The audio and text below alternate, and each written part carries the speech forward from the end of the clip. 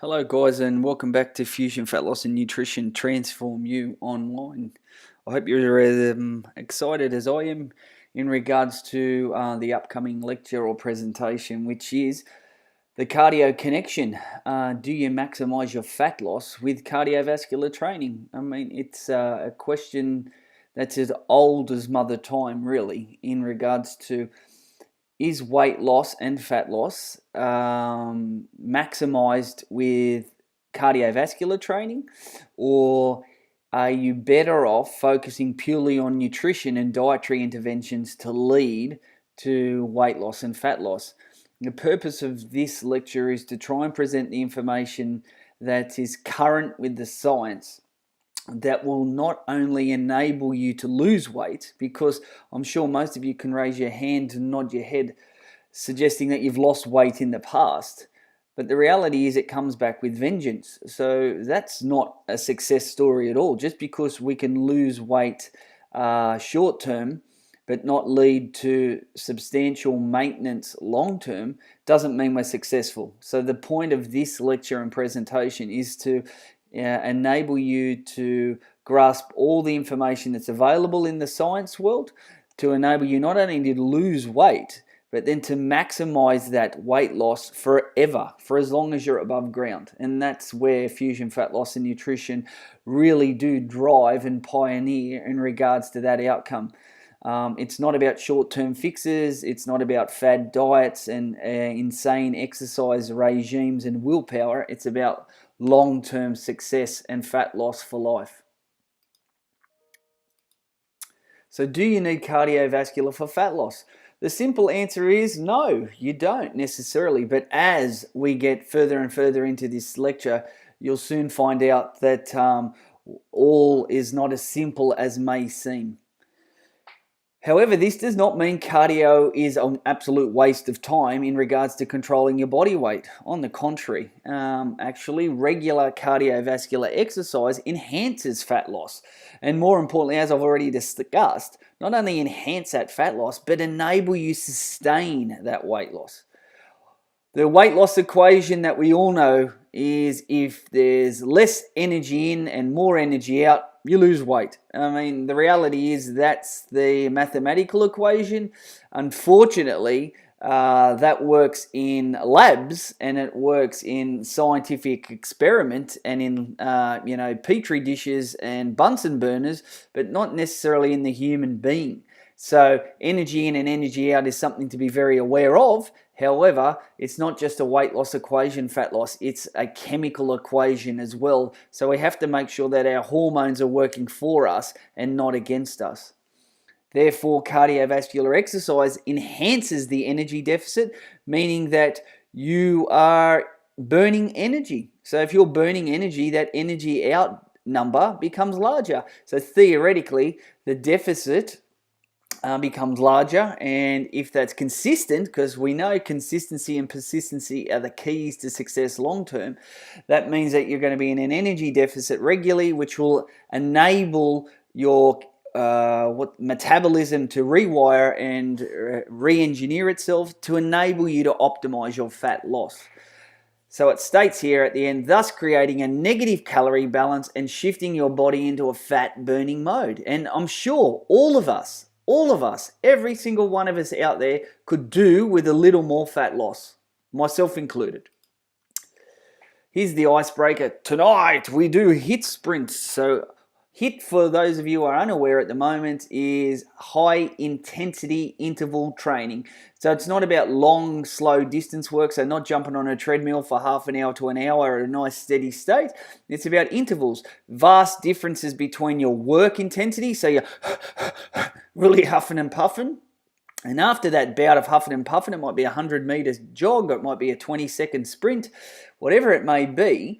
Then there's a large rest period, and large rest period is dependent on the individual, their fitness level, their goal, etc. Could be anywhere from 1-to-1 work to rest ratio. So you could work for 20 seconds, rest for 20 seconds. You could work for 20 seconds. You could rest for 60 seconds. There's no right or wrong in regards to HIIT. It's just the difference between work and rest must be substantial.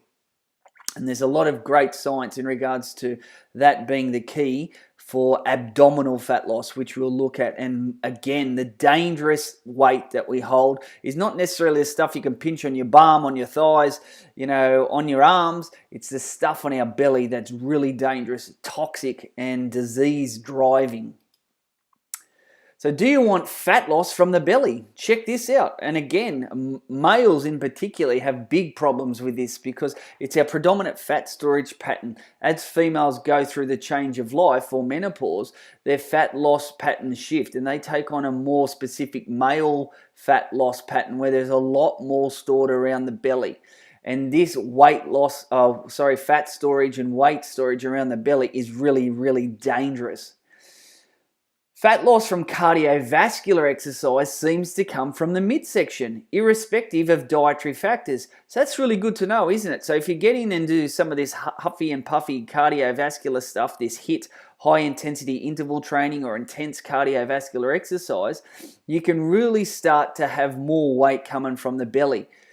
Tightly controlled studies, the science, shows that performing regular aerobic exercise significantly reduces abdominal fat even when food intake is kept constant. So if that paunch just won't budge, it's time to increase your cardiovascular exercise.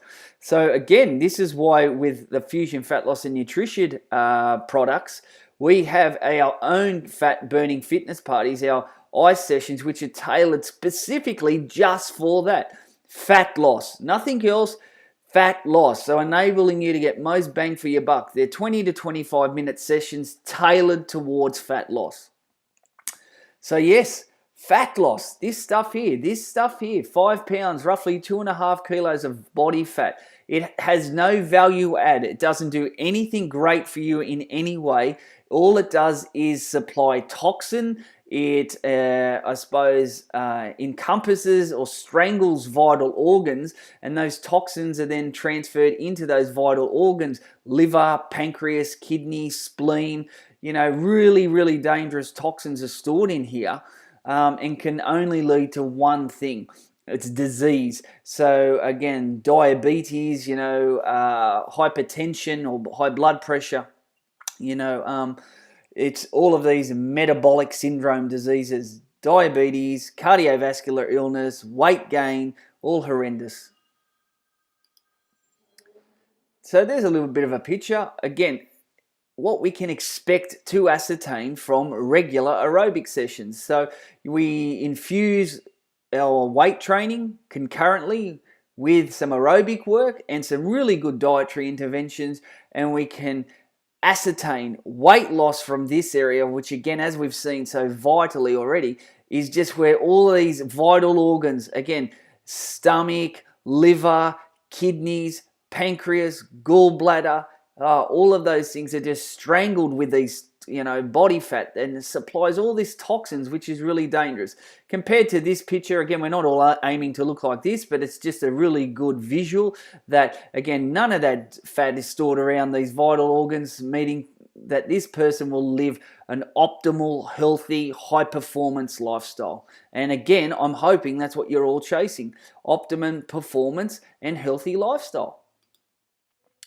So the pros and cons of doing aerobic or cardio work. The good stuff, adaptations to cardio on body composition. So you want to look greater naked, okay? How and why does it work? Expands your network of capillaries for body fat to be metabolized, so to get it out of its fat cell, entering your bloodstream, and then being transported to your muscle cells to be burnt as fuel. We need to get it out of that fat cell first.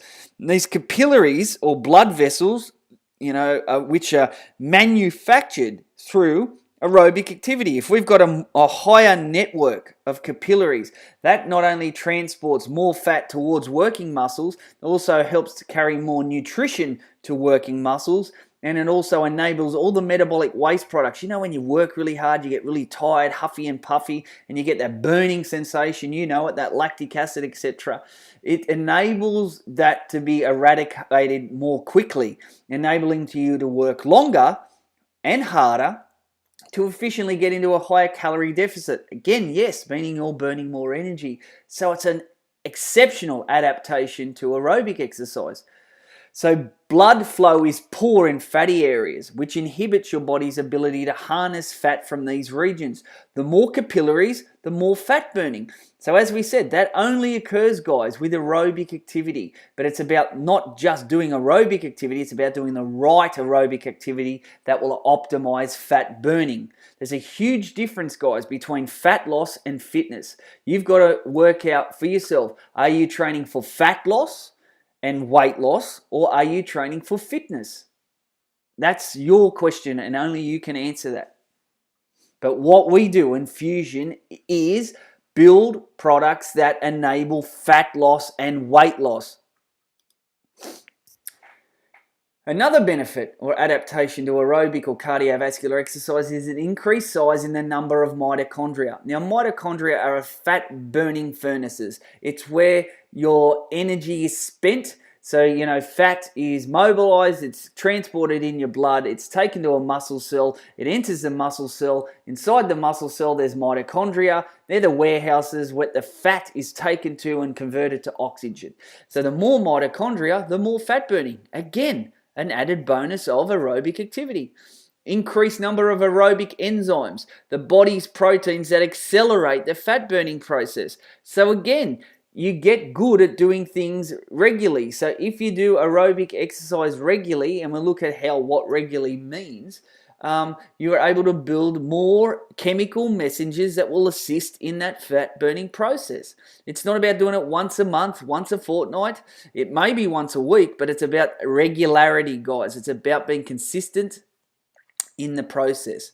Increase sensitizing effect of insulin function, increasing the body to store carbohydrate as glycogen, or stored carbohydrate we put in the muscles and the liver, rather than body fat. So that means, yes, you do get more efficient at when you eat a bowl of rice, a bowl of pasta, some sweet potato, pumpkin, potato, banana, fruit, vegetables. You get more efficient at utilizing those and storing them in the muscle cells ready to be used to enhance your performance in exercise.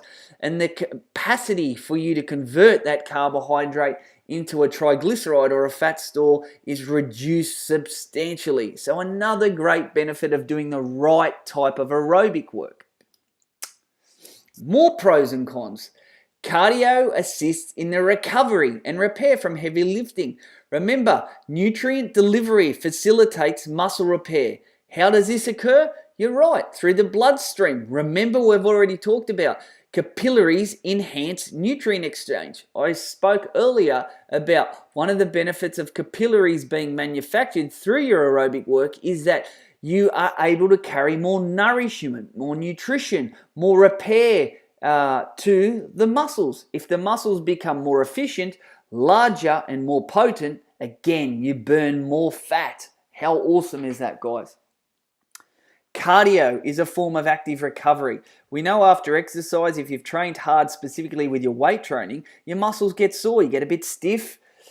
Well, guess what? With a bit of a light aerobic work, so more of your LSD, low and slow training, so going for a steady state walk, going for a bit of a paddle in the pool, playing a round of golf, doing some gardening, it enhances your recovery capability and allowing that delayed onset muscle soreness, which you can see there, DOMS, to be reduced substantially over time. So once again, another fantastic benefit of aerobic conditioning.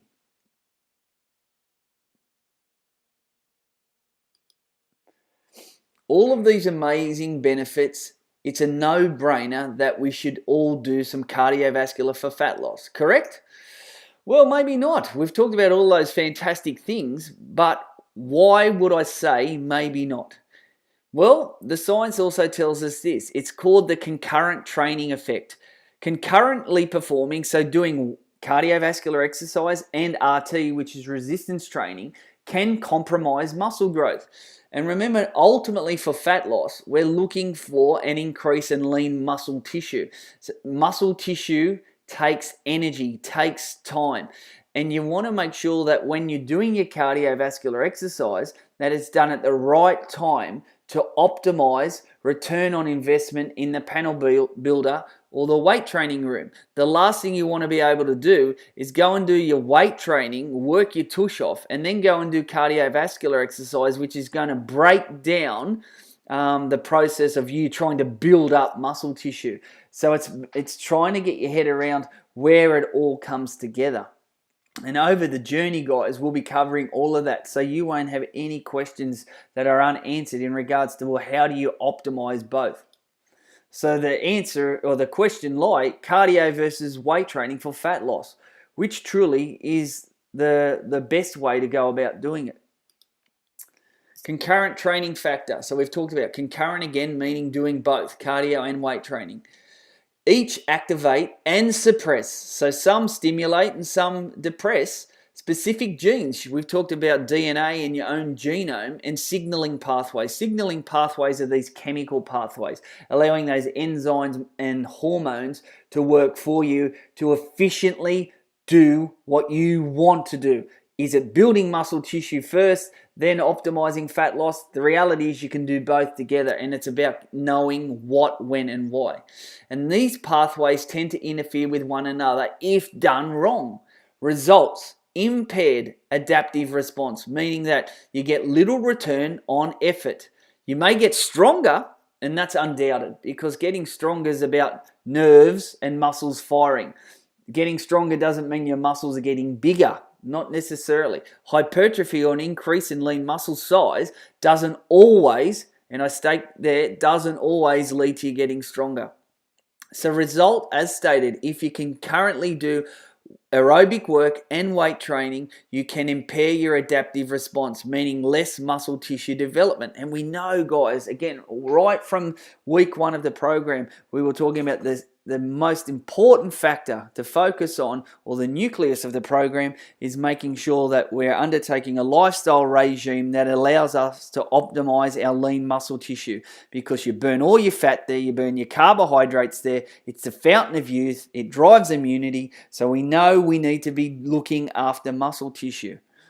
Yes, cardiovascular work seems to impair resistance training adaptations more than vice versa, meaning that your resistance training won't inhibit your cardiovascular gains. If done incorrectly is the most important statement here. So is there a right way to be able to do both to optimize your gains? That's the $1 million question, really, isn't it? And that's the answers that you're looking for. So how does cardiovascular exercise hinder lean muscle mass improvements? It's called an enzyme, adenosine monophosphate kinase. AMP activation blocks the anabolic pathway. Anabolic means the building up pathway. mTOR, mammalian target of rapamycin, which is critical for carrying out muscle protein synthesis. So if we get this AMPK that switches off mTOR, that's going to lead to us, again, getting frustrated, hitting plateaus, getting really fatigued and losing our momentum because the investment that you're putting in is not leading to the return that you want. So overtraining cardiovascular exercise equals an increase in total cellular stress. These stresses can overwhelm your capacity to recover and lead to an overtraining state. I'm sure a lot of you have heard this before. So you go to the gym, you start an exercise regime, you've already started eating less, and initially you get a bit of a result, don't you? You get a bit of a weight loss because you've cut your calories, you started exercising, so again, you're in a calorie deficit, so your body adapts. But over time, what happens is this: you stall, you hit a plateau, because your body adapts very quickly. It's very efficient at doing the same thing over and over again. So then you're told, well, now, okay, you need to eat less and you need to exercise more. So you need to go to the gym not 2 times a week. Now you need to go 3 or 4 times a week.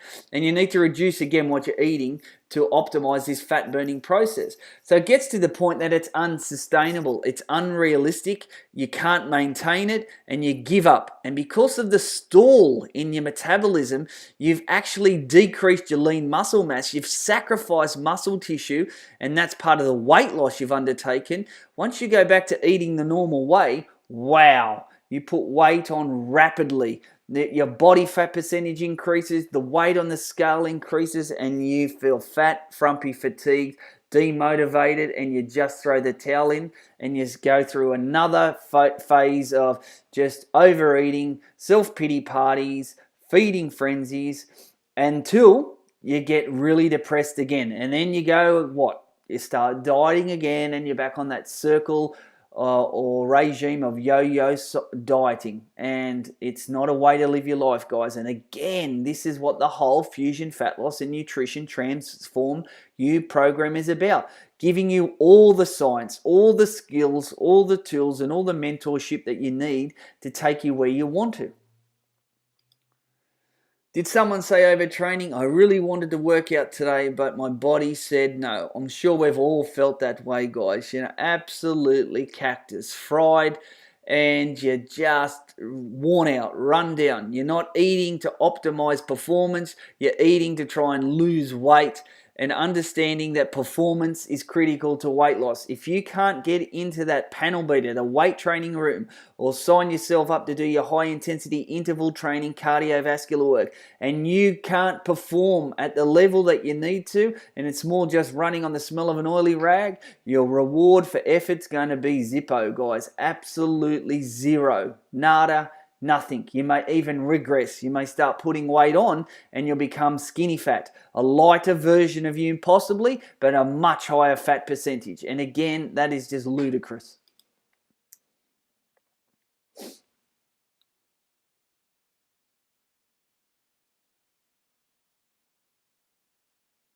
So here we're going to look at overtraining and what it leads to. Horrible things. Heightened fatigue, reduced testosterone levels. And again, guys, if you're unaware of it, testosterone is a sex hormone. It's a hormone that drives muscle tissue gains, not only in males but females. Yes, it's true, males have a higher percentage of testosterone, hence they can increase their lean muscle mass a little quicker than ladies can. But ladies, you do have a percentage of testosterone. It's just reduced compared to a male. Increase cortisol, the catabolic stress hormone. The last thing we want is an increase in cortisol. And again, cortisol secretion in abundance just continually breaks down muscle tissue. Again, a higher cortisol secretion will lead to an impaired immune response, meaning that you're sicker. So you're not feeling great. You're not performing great. So if you're not feeling great, you're not performing great. You're tired, you're fatigued, you're lethargic, and you always seem to be run down and sick. It's because your immune system's struggling. Remember, we talked about the importance of your immune system and muscle tissue. It's critical. All factors that are not conductive to muscle gains. No, because we're breaking muscle down. You're not going to be building any. You're going to just keep pulling it down, guys. And again, that's not what any of us should be chasing. So the $1 million question, Craig, should I do cardio? Not such a simple answer, but it depends. Yes, an excellent eating plan and a structured, progressive overload weight training program is often sufficient enough for producing the desired results. And better still, it reduces the amount of time you spend working out. So what that states there is no, you don't necessarily have to do aerobic work. However, your eating plan and your weight training program must be at a 9 out of 10, meaning that for most people, they are never going to commit to a nutrition regime that they can consistently do long term that is so structured and precise. You know, it could get to the state where you have to be calorie counting, you have to be measuring. Most people won't do that. So if they don't want to do that, and they're not going to be focusing purely on weight training, well, then the reality is that they need to be able to go, well, I understand, Craig, that if I do a 9 out of 10, that means 9 meals out of every 10 I eat are perfect. They're constructed based on the portions we've discussed over the last few weeks. Their meal construction, proteins, carbs, omega-3, omega-6. If I'm doing that regularly and I'm weight training 3 to 4 times a week, can I get the results that I'm looking for? And the answer is yes, more than likely, depending on genes, commitment, and your lifestyle capabilities. But on the other hand, if you don't want to stick to such a strict eating regime, or you're genetically predisposed to holding on to stubborn body fat, then aerobic activity may well be a recommendation. And in most cases, I would recommend for people starting off indeed. Yes or no to cardio? Well, here's my say. Then I do believe that a properly structured, concurrent weight training program can help you control weight without negatively affecting your important lean muscle mass. In fact, the improved recovery associated with your cardiovascular exercise may well benefit muscular development. So what I'm stating here is I do believe if you've got the right instruction, if you're doing the weight training maybe 2 to 3 times a week and you're possibly doing 1 to 2 cardiovascular sessions a week, you could well and truly learn to build a body that you are proud of, that you can maintain for good, and you don't have to spend a lot of time doing it. So I've talked about 2 to 3 weight training sessions a week. They could be 30 to 45 minutes, guys. And your aerobic sessions we've talked about are maybe 20 to 25 minutes. So you can see there that there may be 4 to 5 sessions a week, but they're not hours and hours on end. And it doesn't mean you have to live on lettuce leaves, carrot sticks, broccoli, and chicken breast. Not at all. But you have to own this. You have to understand that building something that you are proud of, a body that you can visualize, and we often look up and are inspired by, fitness athletes or possibly, some of the celebrity type bodies that you may see. There's in most cases a lot of work that's gone into that, and a lot of discipline, a lot of sacrifice, a lot of persistency, tenacity, and so forth. So yes, I'm not stating without any due cause that genetics play a position, but that could be 50%. So you've still got 50% where you can make a huge difference. So the take home is this: cardiovascular exercise has distinct benefits and detriments that you must take into account when your goal is to increase your lean muscle mass. Weigh up the pros and cons and make an informed decision based on your needs and your genetics, because you know your needs and your genetics and your goal better than anyone else does. So let's look at the different types of cardio. We've sort of touched on it, but I want to run you through. High intensity interval training. I'm a huge advocate of this form of exercise. An emerging body of research suggests high-intensity interval can be more effective and efficient than steady state for reducing body fat, again, typically around the abdominal area. So it burns more calories in less time. It may well enhance lean muscle mass.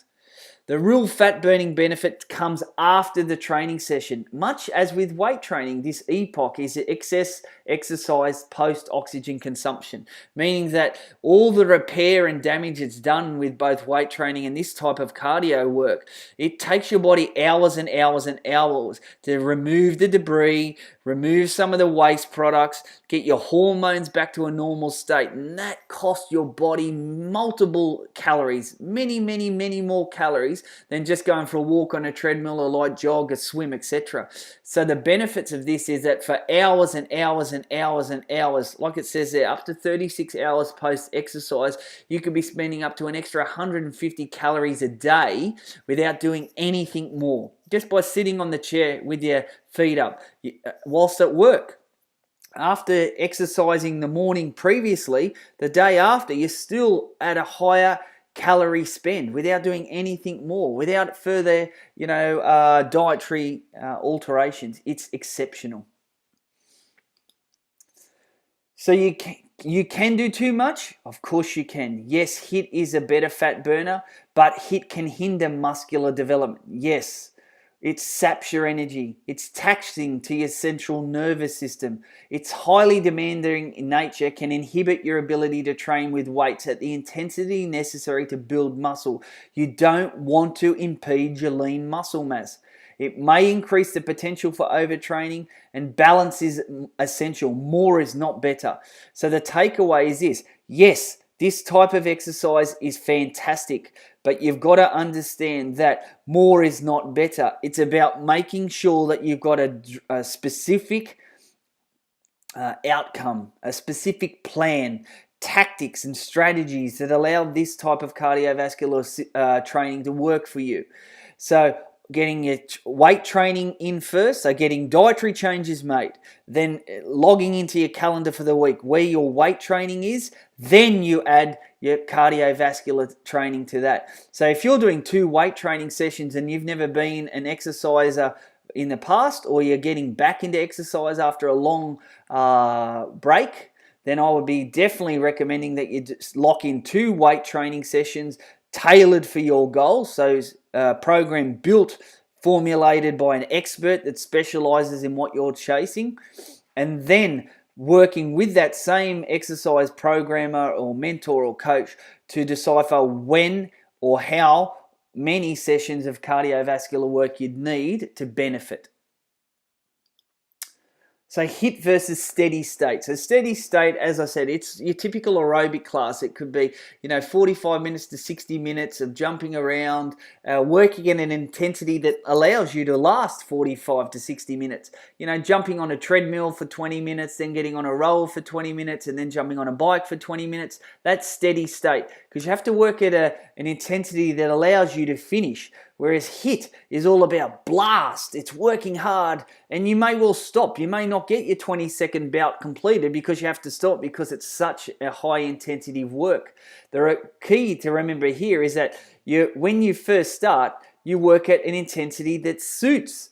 You will be fitter and more capable of dealing with all these metabolic waste products over time. You're never going to be able to work at an intensity that you could compete with someone else who's been doing HIIT training for 6 months or 12 months, but that's not what your goal is. Your goal is your goal. The other people who is well advanced in their HIIT training started where you will have started. Deconditioned, not specifically aligned to this type of training stress, but in time, if you expose yourself to it reasonably frequently, you'll be amazed at what can change. So as you'll see here, aerobic exercise, here it's up quickly and comes down quickly, but then you'll see the HIIT, it, again, rises quickly, but look, it lasts for hours and hours and hours afterwards. You can see here for about 2-3 hours, look at this. It's getting, as we said, 36 hours plus, and it just weans off. This is fantastic. This is about that calorie spend. Awesome. Fat burning, optimizing fat loss. So your steady state cardio is important too, more for recovery and just getting a further calorie deficit. Pros. So less taxing physically and mentally. It still leads to a calorie deficit and weight loss. Excellent. Cons, less effective in fat loss than HIIT, and again, especially around the gut or the stomach. Takes a lot of time, can be very boring, stress fractures and overuse injuries. You look at marathon runners, triathletes, the people that do a lot of distance work, they're often got, foot issues, knee issues, back issues, their immune system's often heavily stressed, and doesn't lead to an increase in lean muscle mass at all. So there's the questions, you need to ask. Are you looking for an increase in lean muscle mass? Yes. Are you looking for stress fractures? No. Do you want to be bored? No. Have you got lots of time to spend? Maybe you have. Are you looking for fat loss? Yes. Well, then maybe this isn't the way to go. You need to ask yourself those questions. That's not my job. I'm only exposing you to the information. So again, right exercise for the right body goal. So if you want to look fit, healthy, strong, have low body fat percentages, again, sprinters have those bodies. They're muscular, they're strong, they're fit, they're lean, they're not disease-ridden. Whereas you look at the distance athletes, you'll see they are very waif. They don't carry lots of muscle tissue at all, because they've got the less weight they carry over distances will mean less stress fractures to the knees, to the ankles, to the pelvis, but they've got no muscle tissue. So they're not optimizing fat loss. Again, their immunity is really suppressed. So it's really important to understand your goal. Are you training for fitness, or are you training for a physique, fat loss, performance, and health? You need to know what you're aligning yourself to and what your true goal is. Timing cardio workouts correctly. So scheduling your cardio on your non-weight training days to optimize the effects of both training protocols. So your duration of aerobic work, 15 to 25 minutes maximum, interval based, as we said. Sharp, short bursts with recovery periods. Intensity should vary dramatically, so it could be 20 on, 20 off, 20 on, 40 off, 20 on, 60 off, 8 seconds on, 12 seconds off, 8 seconds on, 12 seconds off. There's no right or wrong. Variety is the key. 1 to 3 HIIT sessions per week. Long, slow distance cardio or your steady state. Duration is 30 to 45 minutes plus. It's at an intensity of 60 to 70% of your maximum heart rate. So again, you could hold a conversation 3 to 4 times per week. Now this is one that's been around again for quite some time. So fasted cardio. Should you be doing fasted cardio? That means doing exercise without any fuel before you do the exercise. Was once thought to be the best method to optimize fat loss. It isn't now. So don't do it. As stated, use a branched chain amino acid supplement or a quality whey protein supplement before training to inhibit using muscle tissue as a fuel. 15 to 20 minutes plus before the session should be fine. If possible, sip on it during your event. So the reality is you want to fuel yourself for performance. If you're going in to a training session that's high intensity weight training or an interval cardio session and you're unfueled, there's only one outcome, guys. That's lack of performance. And if you're performing at a level that's less than optimal, your return for that time is minimal. It could be an absolute waste of time. So it's better off to make sure that you've got some quality branch chains or amino acids, the building blocks of proteins. It could be an hour to an hour and a half before you've trained. You have some eggs on a slice of sourdough toast with some spinach, some mushrooms and tomato, and you let that sit, digest, be absorbed and stored. You get into your workout and away you go. Magical performance. Diversity is the key to fat loss and cardio. Diversity equals decreased efficiency, equals an increased cardiovascular calorie spend. So the more calories you burn. Reduces overtraining by reducing wear and tear, so again, reducing injury. Reduces boredom, so you can increase your motivation and maintain your willpower and your inspiration. Make sure to use lots of upper and lower body exercise to maximize the energy spent. So we talk about it in our fat loss sessions, our fat burning fitness parties. We talk about being Gumby, meaning that you feel out like a fish out of water. The exercises, you're not good at it. So it means that because you're not good at something, it means you spend more energy. If you're spending more energy, optimizing calorie spend. If you optimize calorie spend, it's leading to a higher energy deficit. If you're in an energy deficit, it means further fat loss. If you get good at something, fitness means going from point A to point B and spending as little energy as possible. So to go for a 5K run, and initially you might spend 250 calories. Over time in that 5K run, you'll do it quicker. It won't take you 45 minutes to do it. It might take you 35 minutes to do it, and you'll have spent 200 calories. So you're becoming efficient. So can you see the problem? You've got to do more and more and more to get the same energy spend because you become efficient. You're good at something. Fat loss isn't about being efficient. It's being decrease in efficiency. It's inefficient. Cardio, I got the moves. I move like Jagger. So again, be out of your comfort zone. Do something that makes your body spend more energy. And this is that time again, guys.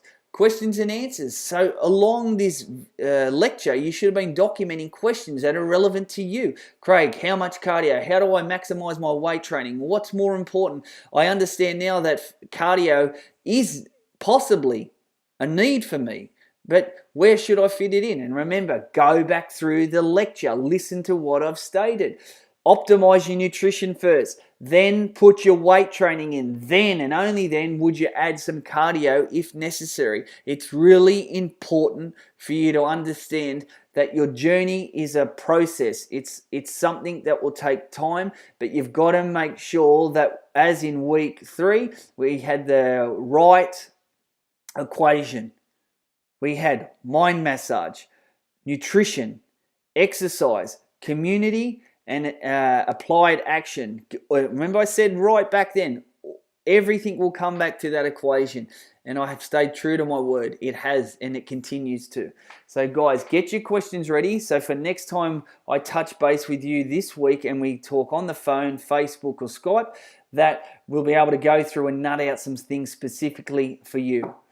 Next week, another fantastic Fusion Fat Loss and Nutrition Transform You lecture that will also enhance your journey and to enable you to effectively ascertain those goals that you're after. Until then, guys, stay safe, eat well, train hard.